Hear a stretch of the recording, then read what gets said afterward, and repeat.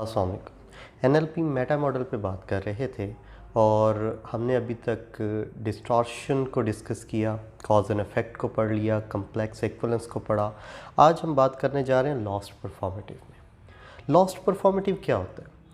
जब कोई शख्स अपनी किसी बात को अपने यकीन के तौर पर और अपने अकीदे के तौर पर बयान करता है। मिसाल के तौर पर कोई शख्स ये कहता है कि ये वक्त मखसूस काम करने के लिए, मिसाल के तौर पर खेलने के लिए, पढ़ने के लिए ये वक्त सबसे अच्छा है। वो अपने एक ज़ाती फ़ेल को अपने अकीदे की शक्ल दे रहा है कि यही वो वक्त है जिस वक्त में मैं खेलूँगा तो मेरे हक़ में बेहतर होगा, यही वो वक्त है कि जब मैं पढ़ूँगा तो मेरे हक़ में बेहतर होगा।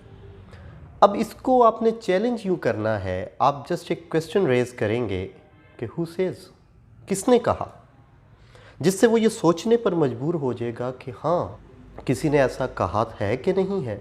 इससे दो बातें वाज़ेह हो जाएंगी। एक तो ये वाज़ेह हो जाएगा कि उसने इस बात की बुनियाद जिस चीज़ को बनाया था वो बुनियाद आप पे आया हो जाएगी कि भाई मेरे फ़लाँ दोस्त ने कहा है, मेरे फ़लाँ उस्ताद ने कहा है कि ये वाला वक्त जो है ना खेलने के लिए या पढ़ने के लिए मुनासिब है, लिहाजा मैंने अपनी ये सोच और ये अकीदा उस कहने पर, उस कॉल पर बना रखा था। या तो आपको ये पता चल जाएगा कि इसकी इस बात का सोर्स क्या है जिसकी बिना पर इसने इसको एक यकीन और फैक्ट की शक्ल दे दी है।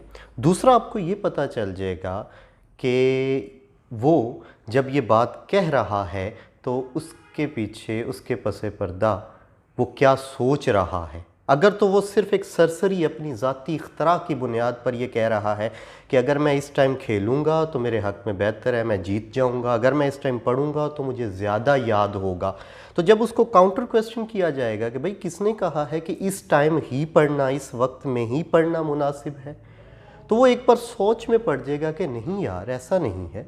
अगर मैं किसी भी वक्त पढ़ लूँ, किसी भी वक्त खेल लूँ तो वो मेरे हक़ में बेहतर हो सकता है। मेरे लिए इसी वक्त में जो मैंने अपने ऊपर लाजिम कर लिया है, खेलना या पढ़ना लाजिम नहीं है।